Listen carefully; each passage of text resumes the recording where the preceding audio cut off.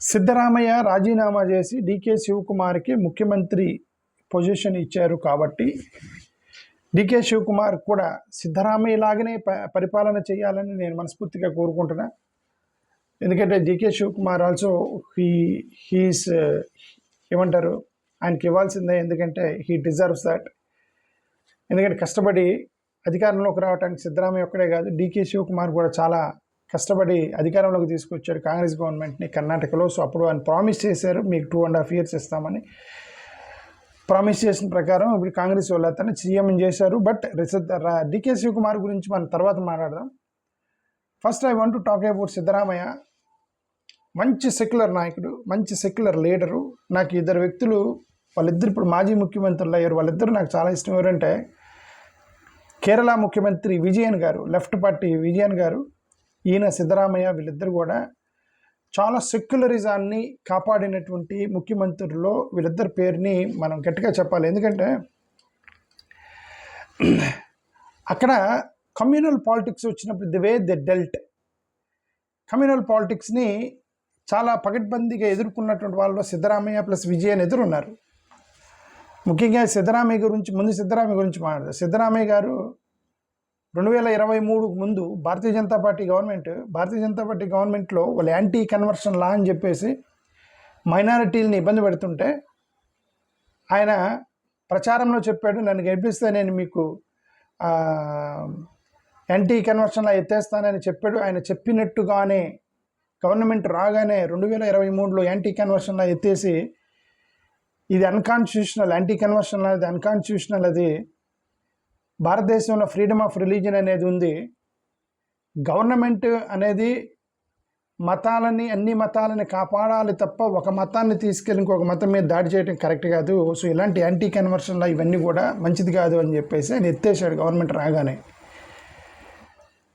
అంతేకాకుండా ఇప్పుడు బేసికల్లీ వీళ్ళందరూ కూడా హిందూ రూలర్స్. ఎవరు? సిద్ధరామయ్య హిందూ అడ్మినిస్ట్రేషన్. అతను హిందూ కదా, అతను క్రిస్టియన్ కాదు, ముస్లిం కాదు, అతను Hindu administrator. Vijayan Hindu administrator.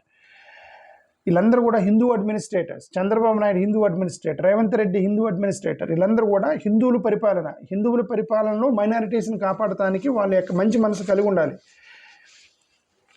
Okay, being Hindu administrators, being Hindu rulers, Siddaramaiah గారు ఈ క్రిస్టియన్ లీడర్స్ని, పాస్టర్స్కి సంబంధించిన ఆర్గనైజేషన్ని, చర్చ్ ఆర్గనైజేషన్ని, ముస్లిం ఆర్గనైజేషన్స్ని, దళిత సంఘాలని ఫ్రీక్వెంట్గా కలిసేవాడు. ఆయన చాలా కాన్స్టిట్యూషనల్గా అన్ని కమ్యూనిటీస్ని కాపాడటమే నా ఉద్దేశం అనే విధంగా మైనారిటీస్కి మంచిగా సహాయం చేసినటువంటి ముఖ్యమంత్రిలో సిద్ధరామయ్య పేరు నిజంగా నెంబర్ 1.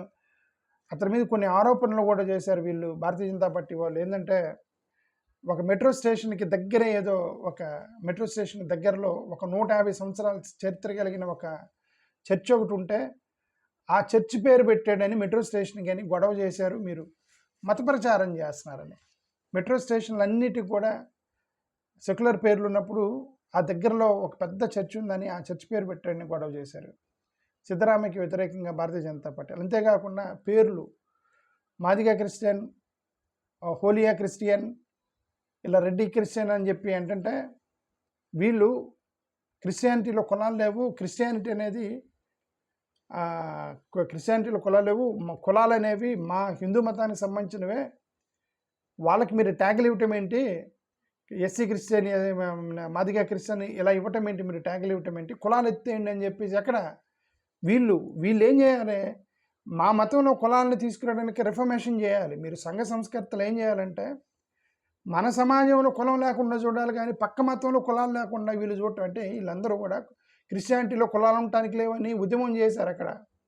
ఎక్కడ కర్ణాటకలో క్రిస్టియానిటీలో కులాలు లేవు కదా, వాళ్ళకి మీరు మాదిగా క్రిస్టియన్, రెడ్డి క్రిస్టియన్ పెట్టడం ఏంది, వాళ్ళందరూ ఒకటే, అందరిని తీసుకెళ్ళి ఒక దాంట్లో వేయండి అని చెప్పి అక్కడ కుల నిర్మూలన కార్యక్రమం క్రిస్టియానిటీలో చేయడానికి వీళ్ళందరూ భారతీయ జనతా పార్టీ వీళ్ళందరూ పనిచేశారు అక్కడ క్రిస్టియానిటీలో కులం నిర్మూలన చేయడానికి.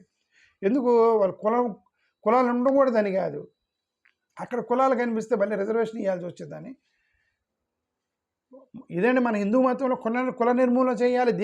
దీనికోసం కదా మీరు కష్టపడి కొట్లాడాలి. కుల నిర్మూలన హిందూ మతంలో ఎందుకు ఉండవు? మనందరం హిందువులం కాబట్టి మన మతంలో మన సమాజంలో కుల నిర్మూలన చేయడానికి దీనికోసం కదా మనం సోషల్ సంఘ కార్యకర్తలు చేయాలి. క్రిస్టియానిటీ కులం లేకుండా చేశారు. ఎందుకు అక్కడ సిద్ధరామయ్య మాదిగ క్రిస్టియన్ అని రాశాడని చెప్పి సిద్ధరామయ్యకి వ్యతిరేకంగా నువ్వు కులాలు పెడతావా క్రిస్టియానిటీలో అని చెప్పి చేస్తే దాన్ని కరెక్ట్గా హ్యాండిల్ చేశాడు సిద్ధరామయ్య ఆ టైంలో. సో ఇవన్నీ కూడా కన్వర్షన్స్ మీద మంచిగా హ్యాండిల్ చేశాడు. బాగా ప్రెజర్ తీసుకొచ్చారు ఆయనకి. చాలాసార్లు బహిరంగంగా మాట్లాడి సిద్ధరామయ్య ఏమని, మీరు సోషల్ డిస్క్రిమినేషన్ చూపిస్తున్నారు కాబట్టి వాళ్ళు మత మార్పులు చేసుకున్నారు, డిగ్నిటీ ఈక్వాలిటీ లేకుండా మీరు పోలీసింగ్ రిలీజియస్ పోలీసింగ్ చేయకూడదు. రిలీజియస్ పోలీసింగ్ అంటే ఒక పోలీస్ ఆఫీసర్ కనుక దొంగలను పట్టుకున్నట్టుగా ఎవరెవరు మతం మారుతున్నారు అది అంతా పోలీసింగ్ అంటారు. రిలీజియన్ పోలీసింగ్ చేయొద్దు. మీరు మత మార్పిడిని ఆపాలంటే రిలీజియస్ పోలీసింగ్ చేస్తే వాళ్ళు మానరు. ఈక్వాలిటీ డిగ్నిటీ కాపాడితే వాళ్ళు మత మార్పిడి ఆపుకుంటారు. నేను కూడా చాలాసార్లు చెప్పాను, మత మార్పిడి ఆపడానికి కారణం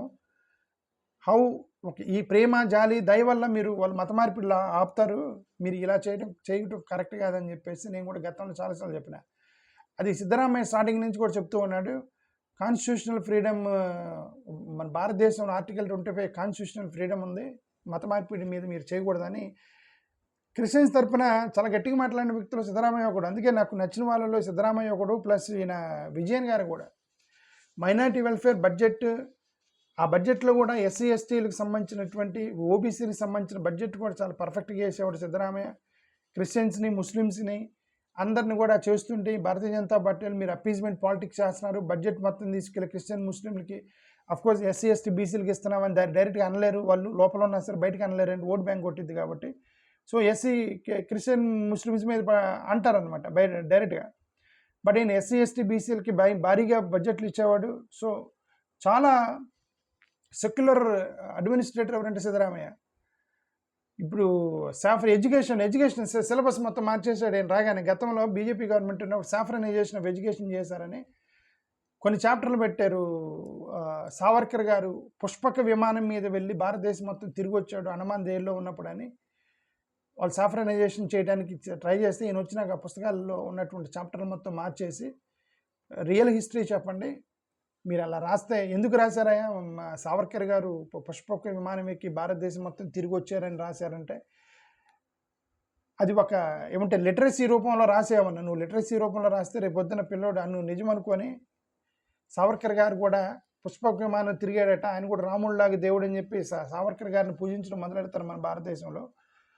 ఇది కరెక్ట్ కాదని చెప్పేసి అతను ఆ సిలబస్ని మార్చాడు. సెక్యులర్ ఎడ్యుకేషన్కి చాప్టర్లు మొత్తం మార్చాడు సిద్ధరామయ్య. సో ఇప్పుడు ఈ క్రిస్టియన్స్ని చాలా కాపాడాడు ఆయన. ప్రేయర్ హాల్స్ మీద రైడ్ చేసి పాస్టర్స్ మీద పెట్టిన కేసుల్ని వీటన్నిటిని ఎత్తేసాడు ఆయన వచ్చినాక. ఆయన గవర్నమెంట్ వచ్చిన తర్వాత అన్ని ఫేక్ కేసులు పెట్టారు మీరు పాస్టర్స్ మీద అని. సో మైనారిటీ అపీజ్మెంట్ అనేది ఒక పక్క వాళ్ళు దాడి చేస్తారు కదా, obviously Bharatiya Janata party that is how they do politics, వాళ్ళు అలానే పాలిటిక్స్ చేస్తారు కాబట్టి ఈ అపీజ్మెంట్ పాలిటిక్స్ వీటన్నిటి మీద కూడా వాళ్ళు కాన్స్టిట్యూషనల్ గవర్నెన్స్ ఇవన్నీ కూడా వాళ్ళు చేయడానికి ట్రై చేశారు. So ultimately secular counter weight చేసినటువంటి మంచి రాజకీయ నాయకుల్లో ఈయన మంచి నెంబర్ 1 సిద్ధరామయ్య. సిద్ధరామయ్యని మరి ఆయన ముఖ్యమంత్రి మరి డికే శివకుమార్కి అవకాశం ఇవ్వాలి కాబట్టి ఆయన తప్పుకున్నాడు. డికే శివకుమార్ కూడా ఈ డిజర్వ్స్ బికాజ్ ఇటు చాలా కష్టపడి గెలిపించాడు అతను కూడా. ఐ హోప్ డికే శివకుమార్ కూడా సిద్ధరామయ్య లాగా గవర్నెన్స్ చేయాలని నేను మనస్ఫూర్తిగా కోరుకుంటున్నా. సిద్ధరామయ్యతో పాటు ఇంకొక ఆయన కేరళకు సంబంధించిన విజయన్ గారు, ఈయన కూడా చాలా సెక్యులర్ నాయకుడు. ఇతను ఎక్కడ దేశంలో ఎక్కడ అట్రాసిటీస్ జరిగినా ఆయన ఉత్తరం రాశారు ప్రధానమంత్రికి. ఎక్కడ పాస్టర్స్ని కొట్టినా సరే ఉత్తరం రాసేవాడు, ఇలా క్రిస్టియన్స్ మీద మైనారిటీ మీద మీరు దాడి చేయడం కరెక్ట్ కాదని ప్రధానమంత్రికి ఉత్తరం రాసేవాడు విజయన్ గారు. ఓకే, ఇవన్నీ కూడా ఈ హిందుత్వ పాలిటిక్స్ని ఎదుర్కొన్నటువంటి వాళ్ళల్లో సీనియర్ మోస్ట్ పొలిటీషియన్స్ ఇద్దరు, సిద్ధరామయ్యను ప్లస్ విజయన్ గారు. ఆయన ఈ విజయన్ గారు అయితే సిరియన్ క్రిస్టియన్స్ అక్కడ కొన్ని ఉండే Syrian Christian, Dalit Christian, Latin Catholic Christian, Christian ఆధారు, ఇట్లా రకరకాల గ్రూపులు ఉంటాయి. కేరళలో ఒక పెద్ద కుల వివక్ష, అంటే క్రిస్టియానిటీలో కులం లేదు అని ఆర్గ్యూ చేసేవాడు ఒక్కసారి కేరళ వెళ్తే తెలిసింది క్రిస్టియానిటీ కులం ఉందో లేదో. వీళ్ళంతా ఊరికే సోషల్ మీడియాలో కూర్చొని క్రిస్టియానిటీ కులం లేదని చెప్తున్నారు. కేరళలో ఒక నెల రోజులు ఉంటే తెలిసిద్ది. కేరళలో కొన్ని చర్చిలకి 2-3 చర్చిలు తిరిగితే తెలిసిద్ది కుల వివక్ష ఉందో లేదో. అక్కడ సిరియన్ క్రిస్టియన్స్ అని మొత్తం బ్రాహ్మణ్ కన్వర్టెడ్ క్రిస్టియన్స్ ఉంటారు. వాళ్ళు ఈ దళిత క్రిస్టియన్స్ని వివక్ష చూపిస్తూ ఉంటారు.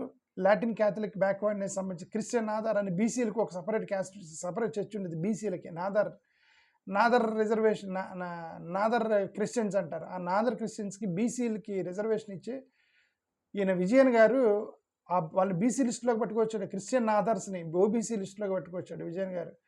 ఎందుకు వీళ్ళంతా కూడా కుల వివక్ష చూపిస్తున్నారు, పేరుకే క్రిస్టియన్స్ కానీ కులంతో కంపు కొడుతుందిరా వీళ్ళతో అని ఆయన తీసుకొచ్చి ఓబీసీ లిస్టులో పడేశాడు విజయన్ గారు.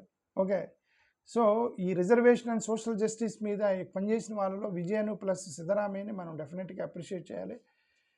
ఇక్కడ కర్ణాటకలో బీజేపీ గవర్నమెంట్ వచ్చింది కాబట్టి యాంటీ కన్వర్షన్ లా వేశారు. ఇప్పుడు కేరళలో బీజేపీ గవర్నమెంట్ రానప్పటికీ యాంటీ కన్వర్షన్ లా వేయాలని గొడవ చేశారు అక్కడ ఆర్ఎస్ఎస్ బీజేపీ వాళ్ళు. ఆయన తిప్పికొట్టాడు దాన్ని. Anti conversion Lalu, anti minority narratives మొత్తం కూడా తప్పదంతా కూడా ఇది సెక్యులర్ దేశం, ఎవరికి నచ్చిన మతాన్ని మీరు పాటించండి అని చెప్పేసి ఆయన చాలా పగడ్బందీగా తిప్పికొట్టడంలో సఫలమైన వ్యక్తి విజయన్ గారు. అదేవిధంగా పాలిటిక్స్ ఇవన్నీ కూడా చేశారు. సరే, ఎనివే ఆయన 2 టర్మ్స్ వేశారు కాబట్టి జనరల్గా యాంటీ ఇన్కంబెన్సీ వచ్చింది కాబట్టి కాంగ్రెస్ వాళ్ళకి అవకాశం ఇచ్చారు ఈసారి అక్కడ కేరళ ప్రజలు.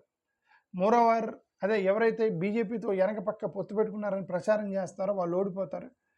ఇక్కడ తెలంగాణలో కేసీఆర్ మీద రేవంత్ రెడ్డి ప్రచారం చేశాడు. బీజేపీ రేవంత్ రెడ్డి ఇద్దరు కలిసి వెనక కుమ్మక్కయ్యారని కానీ మైనారిటీస్ మొత్తం రేవంత్ రెడ్డికి వేశారు తెలంగాణలో.